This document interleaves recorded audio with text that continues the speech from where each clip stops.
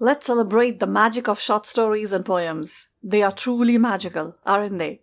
They make us feel happiness, heartbreak, horror, hope, hatred, and so much more.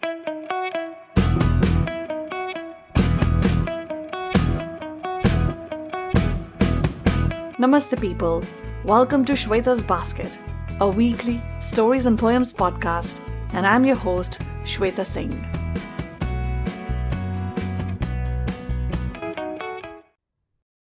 So here we are with the final episode of The Street Without Cherries, written by Trixiah and Gumba for the very popular anthology Shattered, produced by Penmancy Writers. The book is available on Amazon, and if you enjoyed the story, then do check out the book, for it has 18 other amazing stories. For those of you who have come here for the very first time, a very warm welcome. And may I suggest you listen to episodes 58 and 59, which are the first and the second parts to better enjoy the story.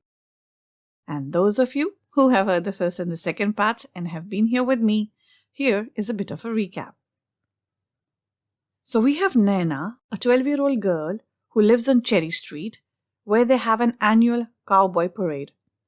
She has a birthmark that covers almost her entire face, which has forced her into homeschooling, because her classmates used to call her a monster.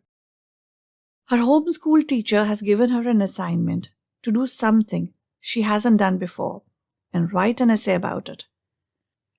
So she has decided to finally step out of her house after 7 years and interview Walker, the boy next door who suffers from brittle bone disease.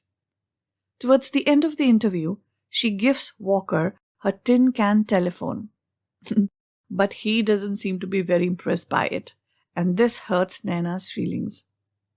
But before she leaves, he mentions that apart from the two of them, Tisha, the girl with the pretty face who lives across the street, also did not attend the cowboy parade, which was unusual. And now the story continues.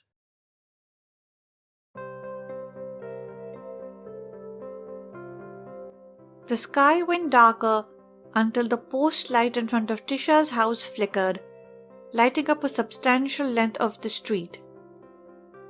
There was a vibration coming from the tin can telephone resting on my bedside drawer.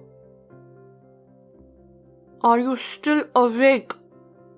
His silvery voice spoke. The strings were kept nicely tight so I could hear him well. "I am, staring at the post light," I answered bitterly, remembering his reaction earlier. "I wish our house had a post light in front too. Maybe I could see people's faces at night and somehow feel safer." There was a slight hint of jealousy in his voice. Every kid wanted to be Tisha. Her dresses were stunning, her hair had perfect curls, and she had a beauty of an ice princess. "That's a general idea, Walker. Good." There was a loud thud from Tisha's house. "Walker, did you hear that?" The words seemed to stumble from my tongue. "I have poor hearing," he reasoned, as if that was the most obvious thing in the world. "Hello? Nana? What happened? Is she in trouble?" Ignoring Walker on the other end of the line, I swiftly grabbed my monocular and focused on Tisha's window. "Two people are fighting, Walker. I am not sure if Tisha is one of them. The curtains are blocking the sight," I reported. Scared of what I would discover, I placed the monocular down and continued my conversation with Walker. "We need to check on her, Nana. She might be in trouble," he suggested after a moment of silence, also astounded at the moment. "Can you ask your mom to visit her tomorrow?" I asked. he couldn't walk over there, and I didn't want to scare his mom by asking her myself. Nana, we can't just tell our parents about this. You know, if that's her parents, neither our parents nor us can do anything about it. But Tisha must be having a hard time getting caught up in the situation. I hated how Walker had a point, because that only meant that I would be the agent assigned for this mission. Don't be such a nut, Walker, I said. You were able to go out for an assignment. How about this for an old friend? Requested Walker. That's a half point for him. Well, Tisha was not an old friend. She just used to visit my mom because she loved our home-baked brownies. That was 4 years ago, by the way. We never really interacted like how Walker and I did. Thinking about it, maybe I had to go check up on her. Perhaps. Just like what Walker said. If I could step out for an assignment, then why not do it again for a more realistic reason? Good luck, Walker said on the tin can telephone while waving a thumbs-up sign across my window. I wore my second best clothes, a scarf covering my face and a hairdo done by my mother again. I was going out of the house, just like yesterday. However, it was more intense this time. I had to cross the street and pass 2 houses. My mother prepared a small box of cookies for Tisha. Or probably just for not going there empty-handed. The door swung open after a couple of knocks, and fortunately it was Tisha's face who gave me a not-so-warm welcome. I came here to ask if everything's all right. Here's a box of treats from my mom. I had practiced those 2 sentences for 50 times. Seeing her right now made me question myself even more.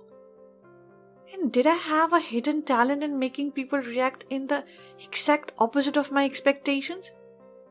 I expected her to be scared or disgusted, but looking at her now, none of those were registered on her face. She had dark circles around her eyes, as if she hadn't slept for 2 weeks straight. Thanks, she said, and shut the door behind her.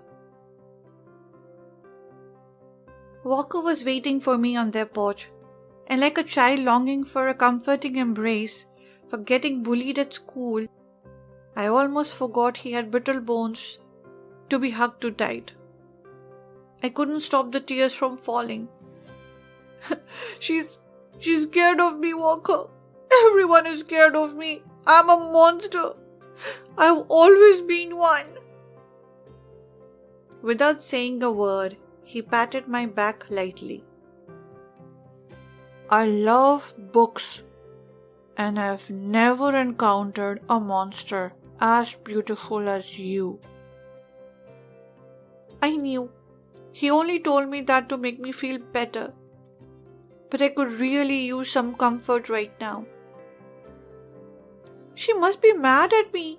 But what did I ever do? I said.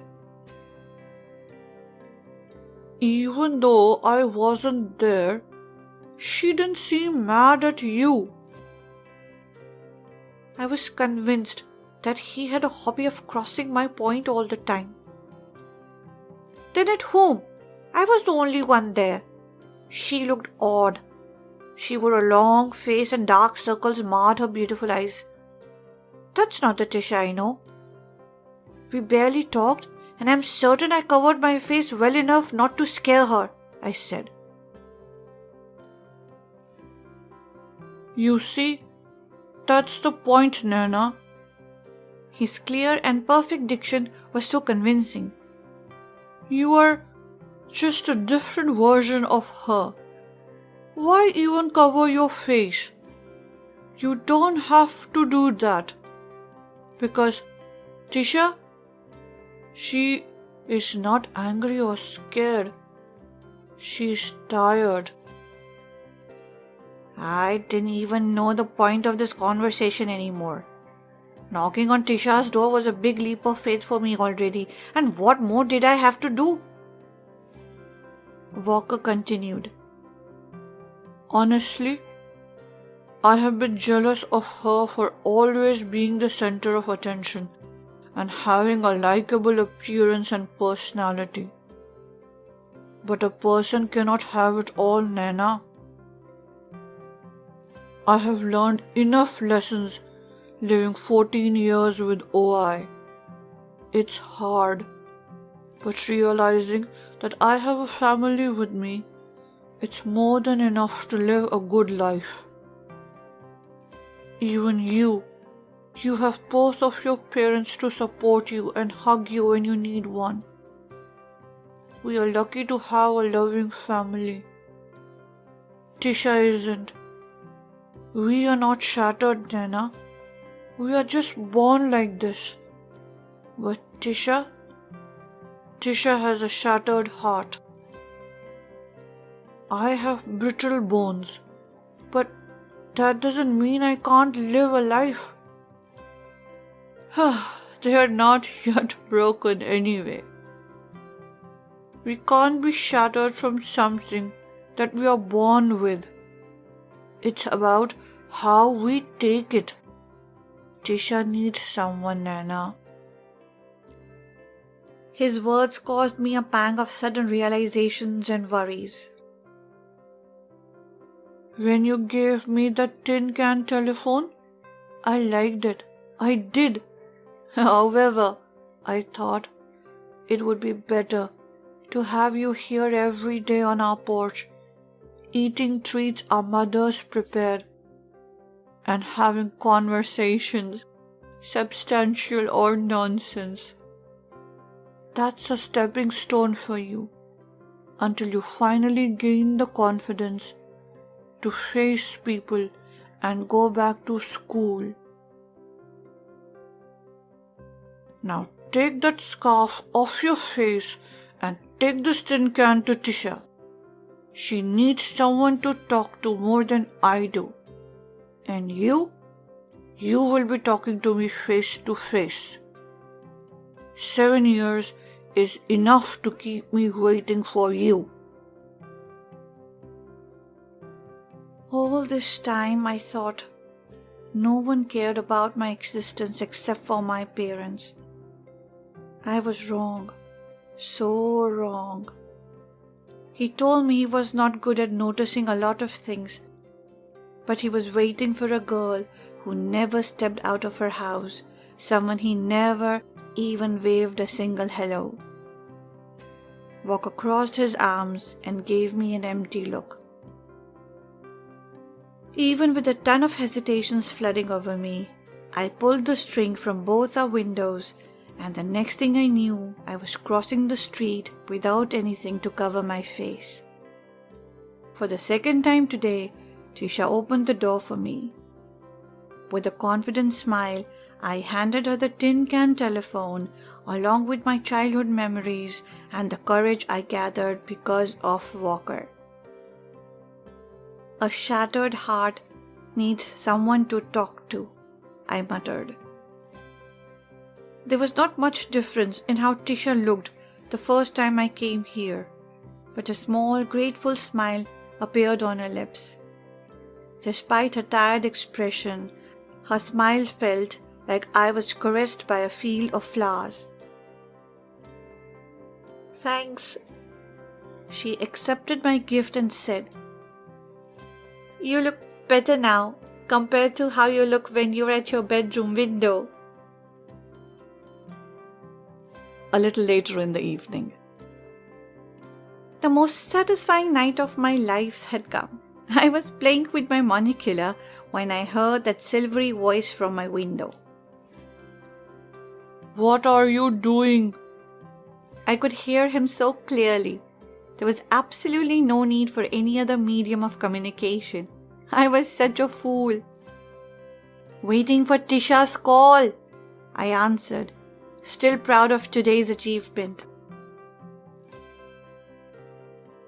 Nana, my father gave me a book full of name meanings, and yours means beautiful eyes. Perhaps that's the beauty in you, Nana. You notice everything, even my absence in the cowboy parade. It was a good one, but I refused to believe his flowery words. I don't think my eyes are beautiful. Anyway, your name is Walker, but you don't walk. Tisha means happiness, but I have a shattered heart. Tisha's voice spoke in the tin can I was holding. It almost fell out my window. You used it! I almost screamed. My heart was happier than ever. My friend wants to tell you something. I nodded as Walker was speaking about his new hobby of defining names. He said Tisha also means survivor. There was silence on the other line, but I knew Tisha was touched by sweet Walker. Who would have thought we could be a friend to someone who badly needed one? Stepping outside our comfort zone wasn't just for ourselves, but for those who needed us too. Walker laughed and shouted, Who cares about the name meanings?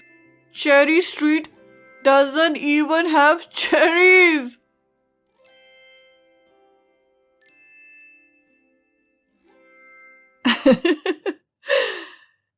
That is so true. Who cares about name meanings? Cherry Street does not even have cherries. So, tell me, wasn't this a heartwarming story? I think Walker and Naina summed it up beautifully. That they weren't shattered. Tisha was. They were lucky to have a loving family. And now, thanks to Naina's courage, they were friends. I really do believe, that friends are God's gift to us. Cherish them and nurture the friendships. And with that, my dear friends, we come to the end of this 3-part mini-series.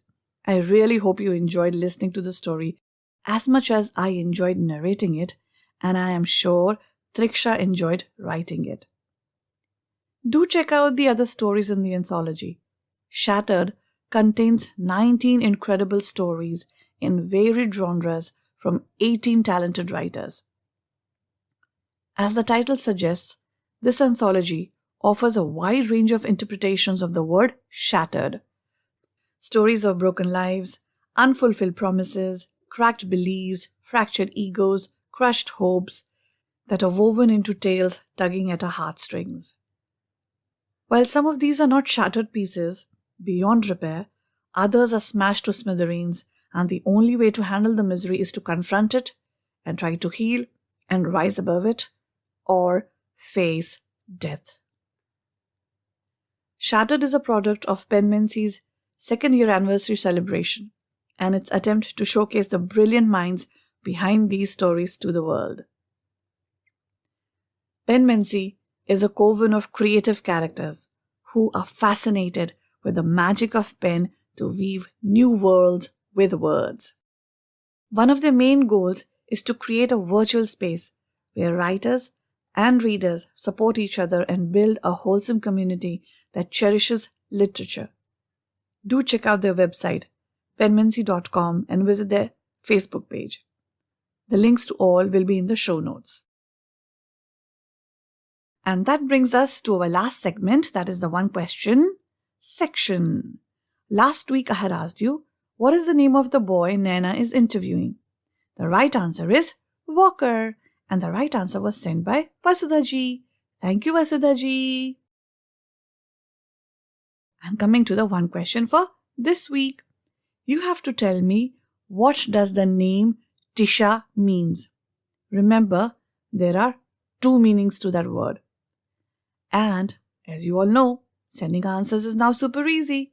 You can DM me on Facebook or Instagram or email your answers to shweta@shwetasbasket.com. And don't forget to join me next Friday when I bring 2 beautiful poems to you written by Vasudha Pansareji from her latest book, Leaves of Autumn and Other Poems. And I hope that all of you had a wonderful Diwali with friends and family. And with a prayer that things look up in the coming year, we come to the end of this episode. Do subscribe to my website www.shwetasbasket.com so that you're always up to date with what's new in the basket. And stories and poems are not the only things. You will find book, movie, and restaurant reviews in the basket too. And if you enjoyed this episode, then follow or like the podcast, share our episode on your timeline and tag us, and recommend us to your friends. Help us reach more people. Shweta's Basket is available on 18 different platforms like Spotify, Apple and Google Podcasts, Gaana, JioSaavn and others. We're also on YouTube. For the complete list, check out the show notes. And if you want to get in touch with me, I am on Facebook and Instagram, and my handle is Shweta's Basket. And guys, in this day and age, it's a good idea to have a website. So if you're thinking of having one, then listen on, because having a good-looking and professional website is just a click away. In the meantime, this is your host, Shweta Singh, signing off. Till we meet again on the air next Friday. Bye for now.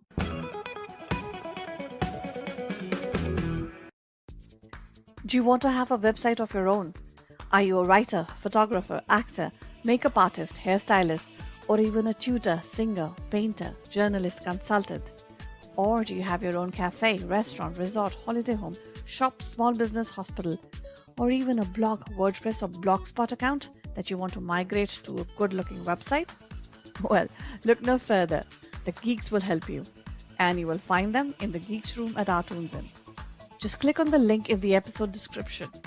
Yes, it's that simple to have a website. My website is hosted and managed by them. And want to know what I love about them? They are professional, customer pleasers, straight talkers, and very competently priced. So what are you waiting for? Your website is just a click away.